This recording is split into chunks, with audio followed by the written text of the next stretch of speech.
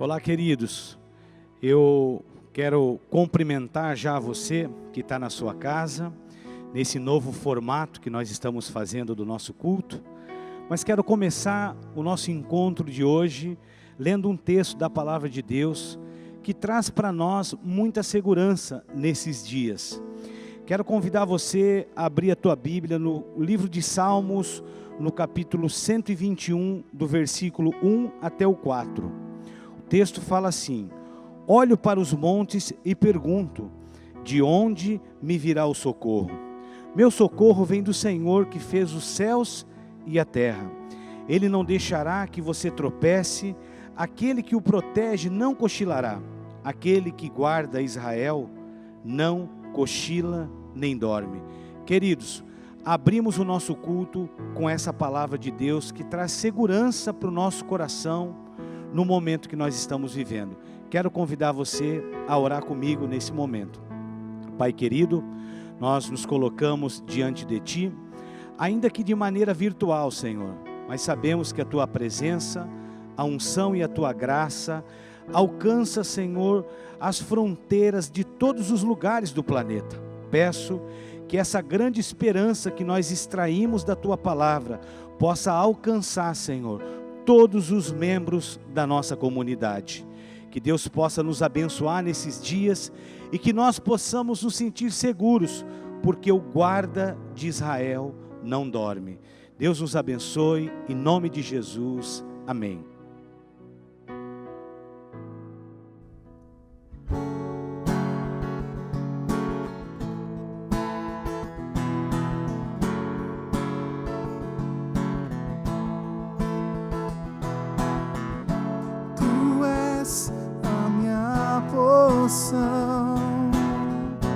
Tu és a minha herança, Tu és o meu socorro nos dias de tribulação.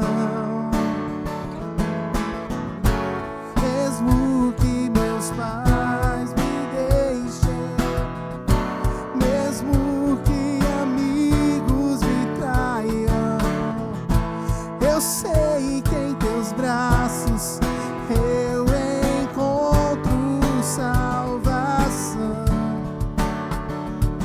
Ainda que a figueira não floresça, ainda que a videira não dê o seu fruto, mesmo que não haja alimento nos campos, eu me alegrarei em Ti.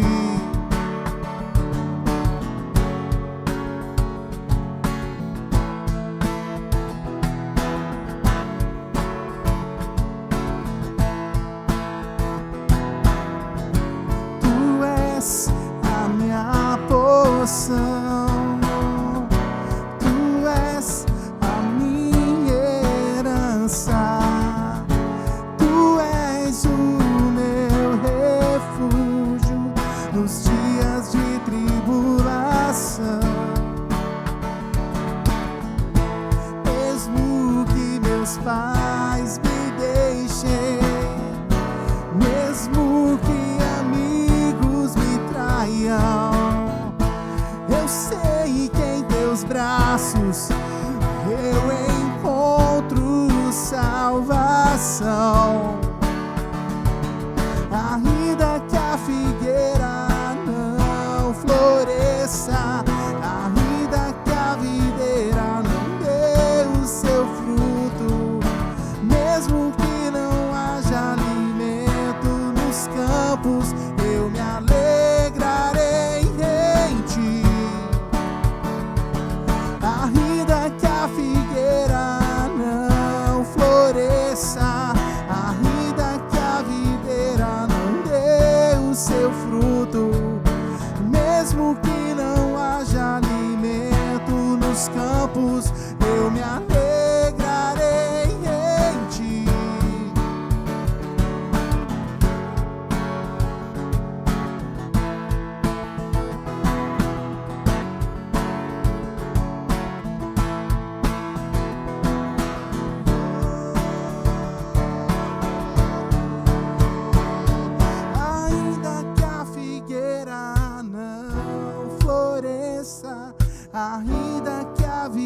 figueira não dê o seu fruto, mesmo que não haja alimento nos campos, eu me alegrarei em ti.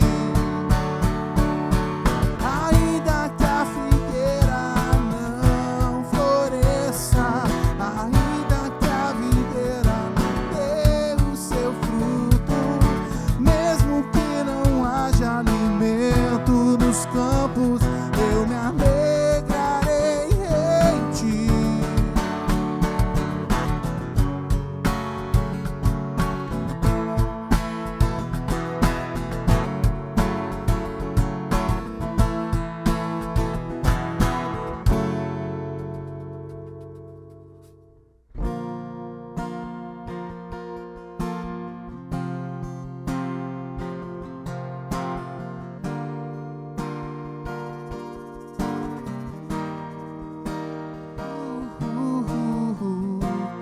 Não se turbe o vosso coração, crede em Deus e também em mim. Na casa de meu pai há muitas moradas. Se não for assim, não vos teria dito, vou preparar-vos um lugar. Eu virei, vos levarei para mim mesmo. Vós conheceis o caminho para onde eu vou.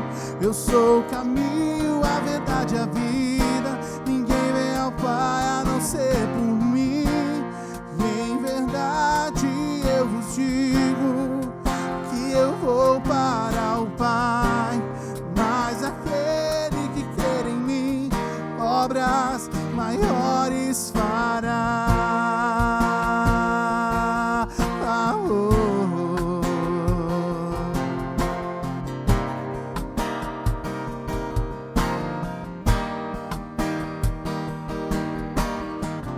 Se me amares verdadeiramente, guardareis os meus mandamentos.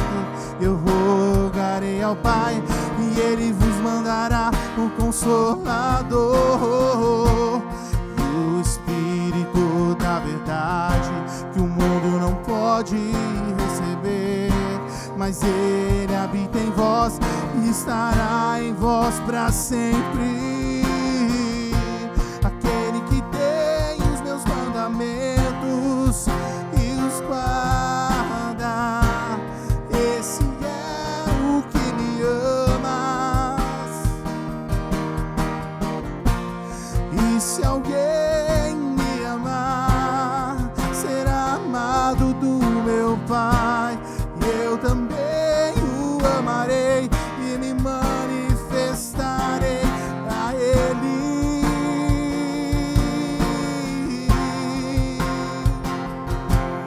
A Ele.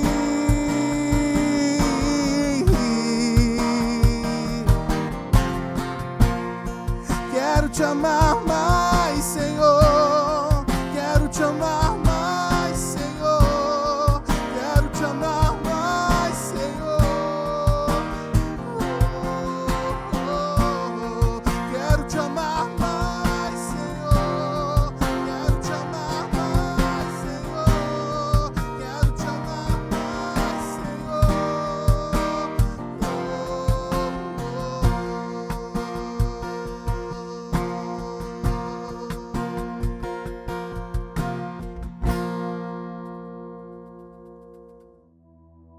Boa noite, irmãos. Eu estou aqui nessa noite para estar fazendo a parte dos dízimos e ofertas. Apesar dessa situação que estamos vivendo, nós não podemos deixar de fazer isso.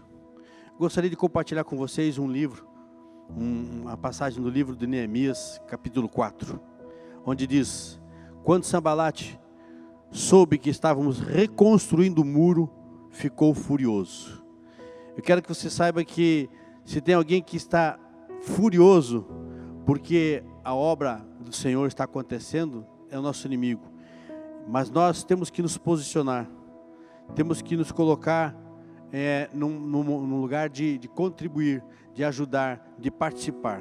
Eu gostaria de continuar a leitura com você nesse mesmo livro, nesse mesmo capítulo, no capítulo 4, versículo 20 em diante. Do lugar de onde ouvirem a trombeta, juntem-se a nós, nosso Deus lutará por nós. Dessa maneira, prosseguimos o trabalho com metade dos homens empunhando espada, desde o raiar da alvorada até o cair da tarde. Naquela ocasião, eu também disse ao povo: cada um de vocês e o seu ajudante deve ficar a noite em Jerusalém, para que possam servir de guarda à noite e trabalhar durante o dia. A noite e dia, ou seja, não parou a obra. Protegeram e contribuíram e não pararam a obra. Nós temos que, dessa maneira também, amados, como naquele tempo de reconstrução, naquele tempo que os muros estavam caídos, para o mundo algumas coisas caíram, mas nós acreditamos que a igreja não parou, a igreja não caiu, a igreja está em pé. Vamos continuar contribuindo. Traga isso no teu coração, pensa enquanto a obra precisa continuar acontecendo. Nós queremos animar você a fazer uma transferência bancária através da conta, conforme nós já temos passado para vocês. Saiba que isso é um momento de passagem, mas precisamos continuar esse trabalho nesse formato de transferência bancária. Por favor, contribua, ajude, participe, não deixe de fazer parte da obra de Deus. Eu queria orar com você a respeito disso. Senhor, em nome de Jesus Cristo, quero te agradecer por cada vida, cada irmão, cada irmã que está contribuindo, que está cooperando com a tua obra. A tua obra não para, Senhor. Nós não desistimos de fazer a tua obra, por isso nós precisamos contar contigo, pedir que o Senhor esteja abençoando cada vida que está contribuindo nessa noite, nesse dia, de coração. Essa pessoa que se pôs no seu coração agora de contribuir, que possa fazê-lo para a glória do teu nome, para que a obra continue. Obrigado, Senhor, nós oramos e abençoamos cada oferta, cada dízimo, em nome do Senhor Jesus. Muito obrigado, querido, faça a tua parte, participe desse momento importante da igreja.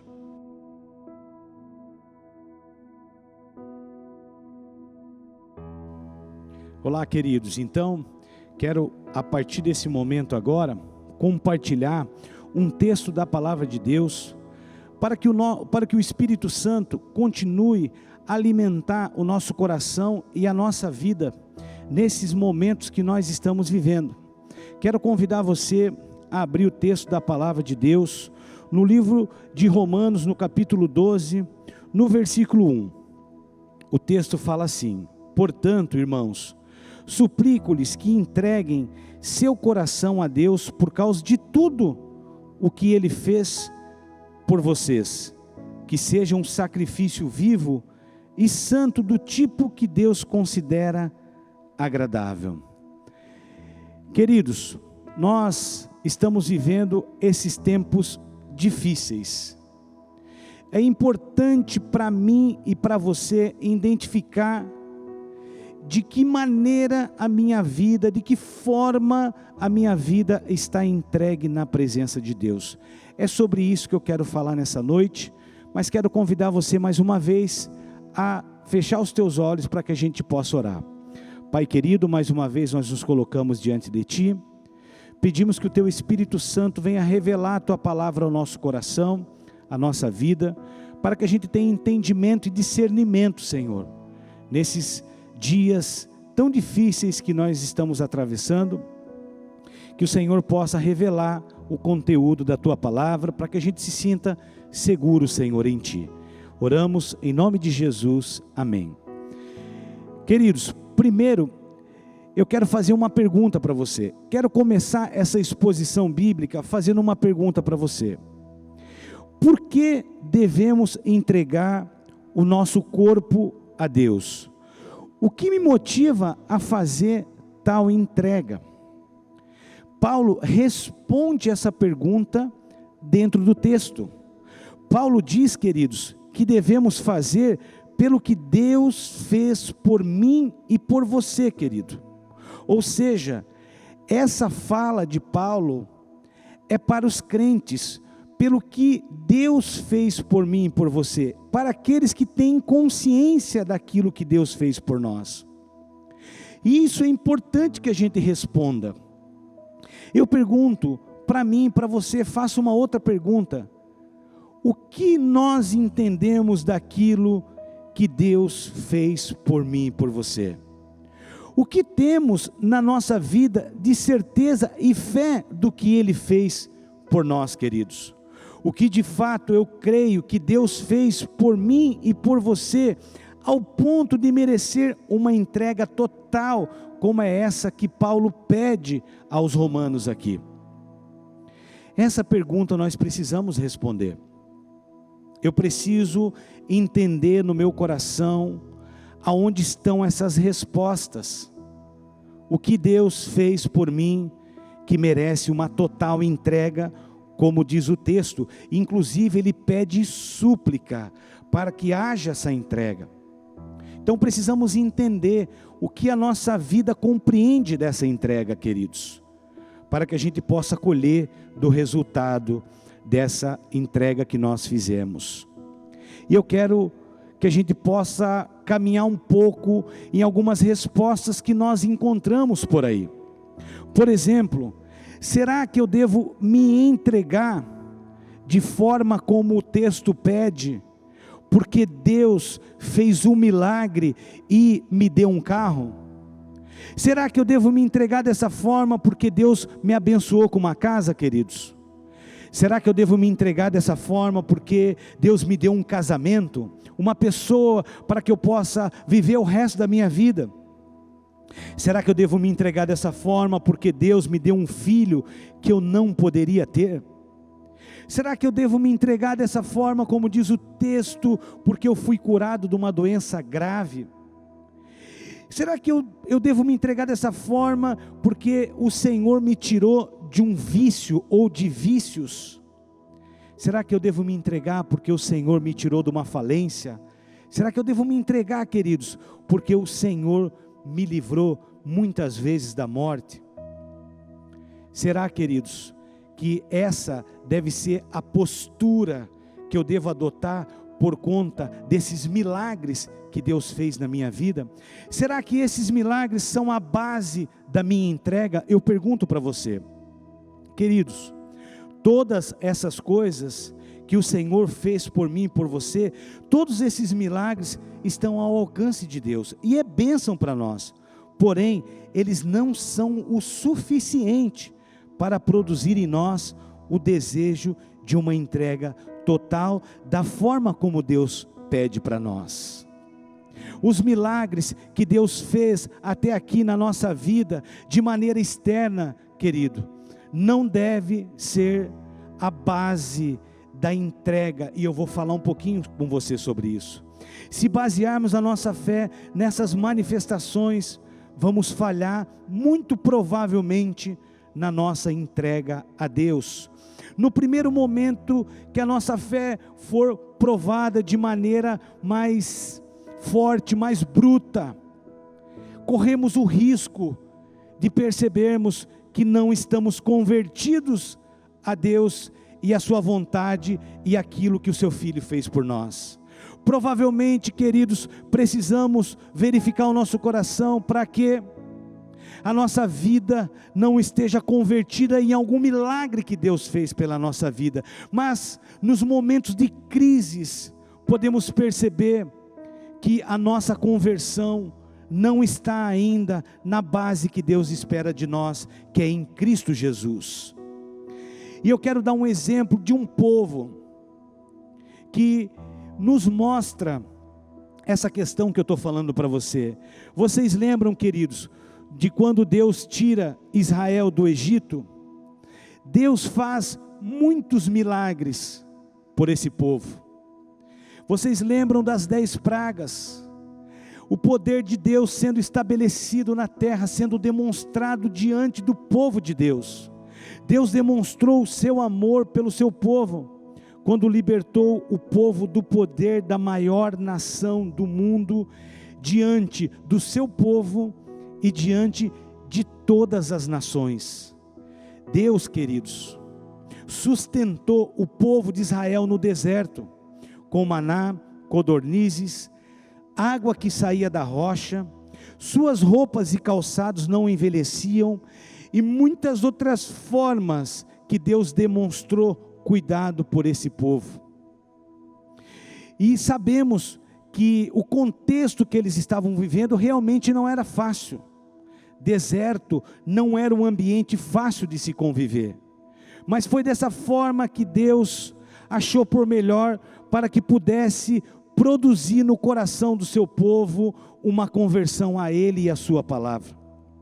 Mas mesmo como você conhece a história, como eu e você conhecemos, queridos, a palavra de Deus, e precisamos da palavra para que ela possa ser alerta para nós, para que ela possa ser vida para mim e para você, para que ela possa trazer discernimento para nós.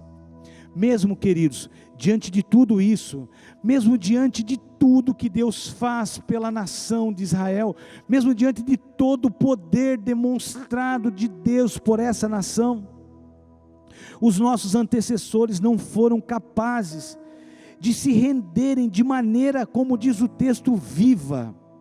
Devemos fazer uma entrega, queridos, viva. O nosso corpo precisa ser entregue de maneira viva, como diz o texto. E portanto, entregue seu corpo a Deus por causa de tudo que Ele fez, que seja um sacrifício vivo e santo. Mesmo diante disso, queridos, mesmo diante de tudo, ainda assim, esse povo não conseguiu entender o que era se entregar de maneira viva, ou seja, de maneira consciente. Deus tinha uma expectativa, com toda a demonstração de amor, com todo o seu poderio demonstrado. Deus tinha uma expectativa de que aquele povo pudesse se entregar na sua consciência para Deus. Que aquele povo pudesse, queridos, ser santificado diante de tudo que Deus fez pela vida deles. Que pudesse ser uma entrega santa, do tipo que agrada a Deus. Ou seja, queridos, que essa santidade que a Bíblia fala, que eles pudessem ser separados para Deus. O que nós encontramos não são essas realidades diante do texto. Percebemos, queridos, algumas situações que aconteceram com o povo.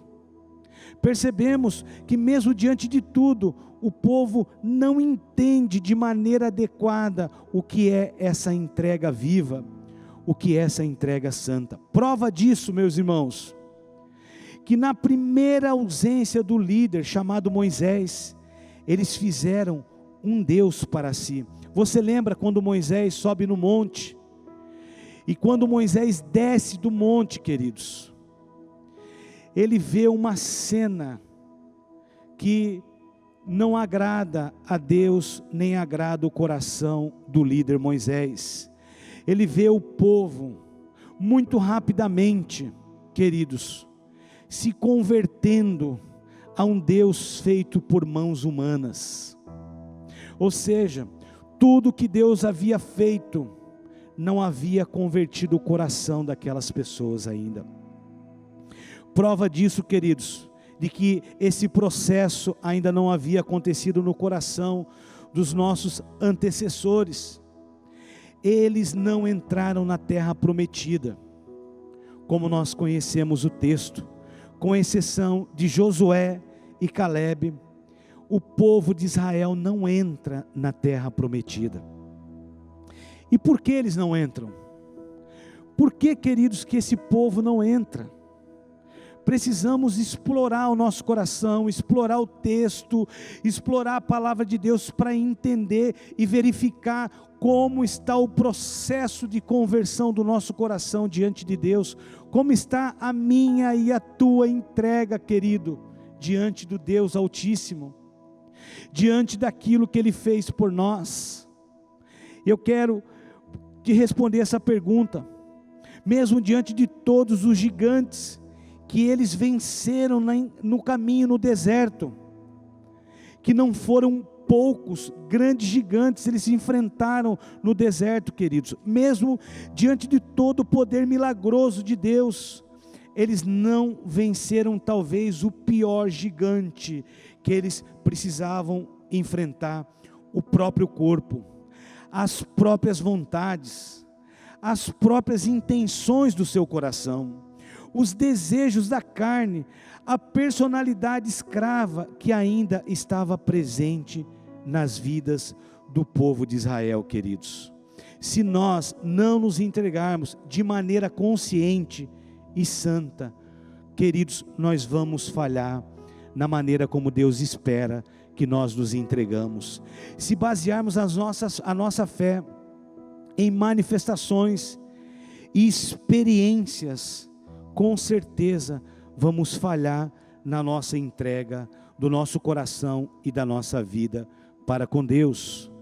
Então o que Paulo nos ensina? Como que deve ser, como que nós devemos nos posicionar diante dessa entrega que Paulo nos chama a fazer através desse texto? Como que deve ser, queridos? Como é que é essa entrega viva? Queridos, a nossa consciência, a consciência do povo de Israel precisaria se converter à vontade de Deus, a vontade de Deus de salvação para eles. A consciência, queridos, precisava estar convertida em Jesus. A minha e a tua consciência precisa estar convertida em Jesus, queridos. E aquilo que Ele fez por mim e por você. A minha consciência é dessa maneira que nós, vivo, consciente, devemos nos portar diante dessa entrega que nós somos convidados a fazer. Isso, queridos, essa entrega, ela precisa nortear a minha e a tua história, a minha vida, os meus planos, os meus projetos, queridos. Deus precisa ser como total prioridade neles. A minha vida precisa ter primeiro Deus como prioridade, e depois sim o desenvolvimento dos planos e dos projetos que nós devemos ter. O texto de Mateus 6, capítulo 6, versículo 33, nos dá um parâmetro de como deve ser esse nortear da vida, meu irmão. O texto fala assim, conhecido, você sabe: busquem em primeiro lugar o reino de Deus e a sua justiça, e todas essas coisas lhe serão acrescentadas. Então é um parâmetro, assim precisa ser a vida daqueles que estão convertidos em Jesus. Assim precisa ser, queridos, a vida daqueles que verdadeiramente se entregaram seu corpo consciente diante de Deus e diante daquilo que Deus fez por mim e por você, entregando Jesus na cruz, entregando Jesus para que pudesse salvar as nossas vidas e mudar as nossas histórias, queridos, para que nós pudéssemos ter o nosso nome escrito no livro da vida. Mas qual é a outra instrução que Paulo nos dá? É muito interessante, porque nós precisamos estar preparados a partir desse modelo bíblico, pois pela frente nós temos ainda muitas coisas para enfrentar por conta da nossa fé. Mas se estivermos nesse modelo, queridos, nós vamos superar todos os desafios que essa vida e que o nosso adversário coloca na nossa frente, diante de nós. Paulo fala que a nossa entrega precisa ser de modelo santo. Precisamos, queridos, ser santos diante de Deus. Santo quer dizer, queridos, separado do pecado, separado desse mundo, pela mudança da nossa transformação da nossa mente, queridos. Ou seja, quando nós nos encontramos, quando nós nos entregamos ao Senhor, a partir de Jesus Cristo, há uma mudança de mente, queridos. Nós precisamos obedecer essa mudança, que nós somos expostos a ela quando estamos diante de Jesus, quando nos convertemos a eles. Essas mudanças precisam aparecer na minha vida e na tua vida. Nós precisamos fazer a opção pela transformação da mente a partir da palavra, a partir do Evangelho. Portanto, meu irmão e minha irmã, esse é o posicionamento que Paulo nos ensina, para que a gente possa agradar a Deus na nossa entrega, para que a gente possa ter então resistência, para que a graça seja suficiente na sua vida, queridos, para que a graça seja suficiente na vida dos teus filhos, para que a graça de Jesus, para que o amor de Jesus e aquilo que Ele fez por mim e por você, seja suficiente na minha e na tua vida. E para concluir, nós precisamos entender um pouquinho daquilo que nós estamos vivendo nesse tempo.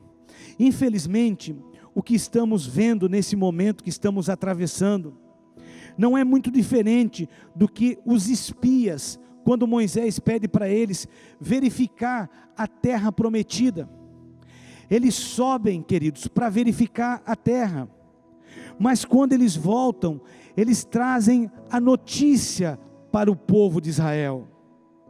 Aqueles espias que estavam representando o povo de Israel, aqueles espias que inclusive participaram de tudo que Deus tinha feito por Israel, a maneira como Deus tinha tirado o povo do Egito, queridos. Essas mesmas pessoas que aqui se apresentam como espias que vão olhar a terra, eles trazem essas informações para Moisés e para toda a nação de Israel. Vimos, Moisés, uma terra que verdadeiramente emana leite e mel, uma terra produtiva e uma terra muito rica. Estou parafraseando o texto aqui, queridos, porém extremamente fortificada. Vimos gigantes, entendemos que diante do que nós vimos, é impossível de nós conquistarmos aquelas terras. Gerou, queridos, um apavoro em quase toda a população de Israel. É como se o povo estivesse diante de uma peste, é como se o povo estivesse diante de um vírus, como nós estamos agora. E o povo de Deus, que deveria ser um povo que deveria confiar em Deus, muito provavelmente essa posição deles, queridos, porque eles não ainda haviam se convertido a Deus e aquilo que Deus tinha prometido para eles.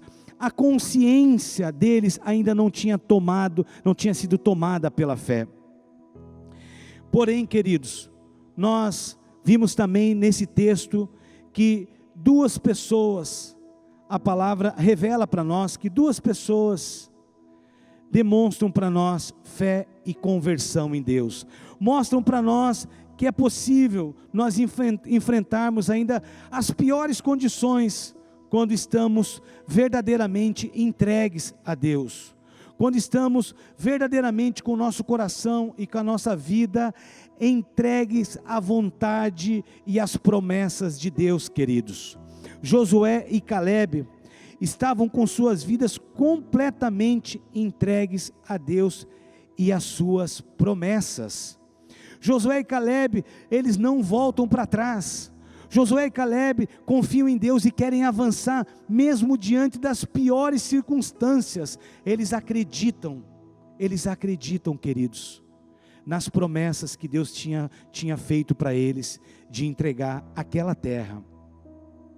Eles não só tinham vivido todas as experiências que Israel viveu, mas ainda assim, eles tinham se convertido ao Deus que fez todas as experiências. Números capítulo 14, versículo 9, eu vou extrair apenas um texto desse posicionamento de Josué e Calebe, que é o posicionamento que eu e você devemos ter nesse momento que estamos atravessando, em nome de Jesus. O texto fala assim, não se rebelem contra Deus, e não tenham medo dos povos daquela terra. Não tenha medo das pestes, não tenha medo daquilo que parece ser um gigante muito maior do que nós.